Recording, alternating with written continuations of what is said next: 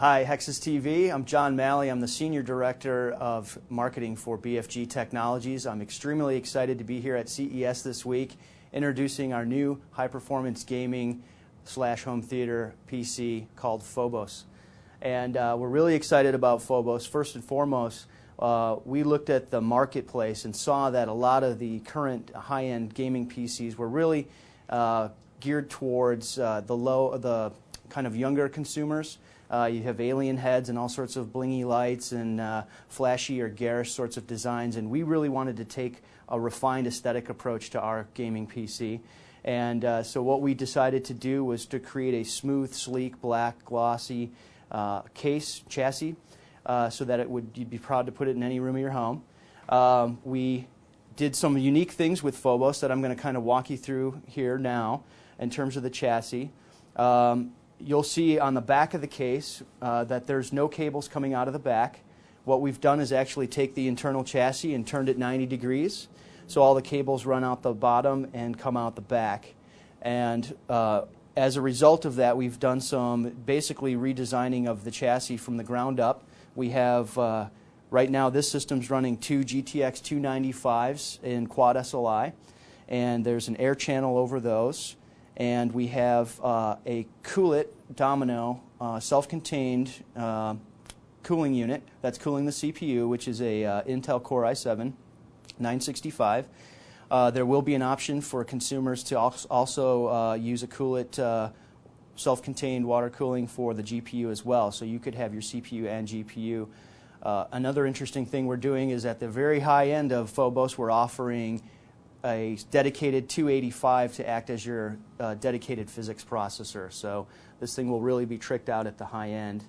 You can see up here we've got a integrated iPod / iPhone dock that eliminates any cords, and it will allow you to just quickly and conveniently sync your iPhone or iPod to your computer. And again, I should point out this is a prototype, so some of the fit and finish needs to be tightened up a little bit, but for a prototype I think it actually came out quite good. If you look at the top here, we have what will pop up.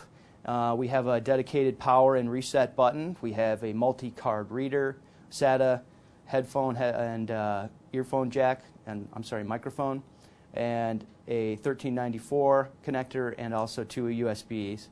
There's also two USB connections in the back. And again, with the rotation of the inner chassis, one of the things we had to do was decide how the air was going to flow through this system. What we've done is actually we're drawing air from the top underneath this top panel, our three 120 fans that are actually sucking air in from the back and also through this ventilated top panel and driving it down through the system and out the bottom of this raised ventilated base. Some people say, well, it doesn't heat rise, shouldn't you be actually drawing air from the bottom? And we, through relatively extensive testing, obviously if there's airflow, you're good to go. And not only that, but we didn't want to suck air from the bottom and have it act like a vacuum and pulling dust up from your floor. So we wanted to drive air down from the top and out the bottom. If we look at the front of the chassis, we have two slot loading DVD-RW and or Blu-ray drives. So again, one of the great things about Phobos is it can also function as an HTPC or your home theater system. We would sell it with an optional remote, and it comes standard with Windows Ultimate Vista, so you have a full media center functionality in there. You could also purchase a TV tuner to have this act as your DVR and as your TiVo replacement if you so desired. On the front of Phobos, we're really excited about this innovative touch panel LCD.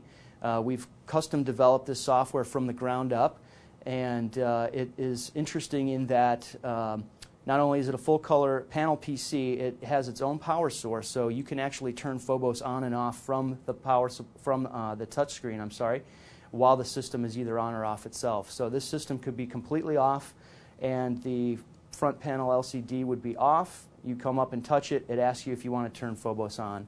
Again, this software is an almost finished version, so it's not quite there, but I can walk you through some of the main features that we have on the current version of the panel. It defaults to this home screen, which is a nice big clock that you could read across the room. We have, I showed you the on and off. If we go, we have a media player that will read iTunes and or Windows Media player information, including song title, or if it's a movie, the movie title and or chapter. You'll be able to do your basic functions from here if you so desire, or if you have the optional remote, you can obviously do it remotely as well with an RF remote. We're really excited about this performance control. Performance control is, again, an area, if we look at our target demographic, one of the things we really wanted to do with Phobos was take all the hassle out of tweaking and modifying a system and getting the most performance out of it. When we look at the type of graduated gamer that we're looking at appealing Phobos to, this is the non-do-it-yourselfer. I know a lot of the HEXUS viewers are probably do-it-yourselfers, but there's also, we think, a very significant niche out there of people who want all of the performance of a high-end gaming system, but they don't want the hassle of doing it themselves. And part of that is with this performance control, we have interactivity with the performance settings. And so we have an auto function that will basically act as normal graphics cards and fans, where it will just kick into higher fan RPMs if you're playing a 3D application, or it will stay down into a quieter setting if you're just doing desktop type things. We have a quiet setting where you can force the RPMs of the fan to stay beyond a certain level, so they won't, if you're watching a movie, for example, it'll stay as quiet as it possibly can. And then really excitedly, what we have here is a maximum setting where you can actually one button press will overclock the graphics cards and speed up the fans to a considerable amount. So if you just want to make sure your system's running as cool as it possibly can, one touch button will take care of that for you. The other thing we're really excited about is the system status overview, which is a nice quick overview of some of the core data that comes from your system. On the on the left here, we have graphics cards. We have a primary, secondary, and tertiary graphics card with real-time core, shader, and memory clocks.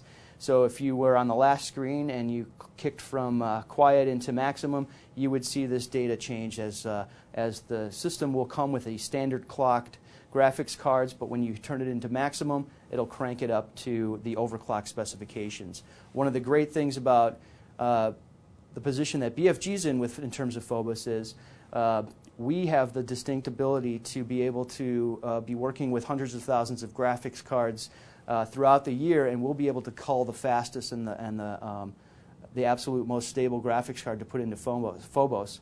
So where you have competitors like who buy graphics cards from us, we are the source of those graphics cards, and so we'll be able to actually cherry pick and put into Phobos the very best graphics we can possibly get our hands on. Back to the system status overview screen. Up on the right-hand side, you have overview of your CPU. It tells you it's an Intel Core i7-965 Extreme Edition. It tells you the clock megahertz and the thread usage in real time. If you drill down into that, you can see that it's actually pulling real thread data. Nothing's really running on the system right now, but if it was, you would see up to the 8 threads in various states of usage. On the left-hand side, it tells you, again, what the processor is and that the clock speed and your cache speeds and all that, should you so desire. If we go back, we have a network button that will actually pull real-time data for up to 4 network connections, wired, wireless. And conveniently, it'll tell you your MAC address, your IP address, and the current status of whether it's connected or not connected. And we have a storage function. This will actually be in the finished software. This will be a pie chart, but right now it's a bar graph. The storage overview is you can actually drill down. It'll show you in real time all your hard drives. There's only one hard drive in here now. Again, this will be a pie chart and give you a great overview snapshot of all your hard drives and how much space you have left. And then the memory, same thing. We're going to have a real-time physical and virtual memory. Back in the performance setting, real quick, one of the things I wanted to show was in the hard drive status. If we drill down into a specific one, we have a real-time smart status that'll show you the health of your drive and also whether that disk needs to be fragmented or not. If it does need to be fragmented, we'll have a button down there that will actually initiate the disk defragmentation at that time. So that's the touch panel.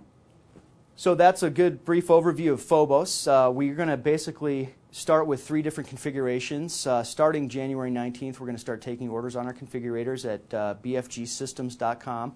And it'll come in 3 configuration starting points of $3,000, $5,000, and $8,000 US.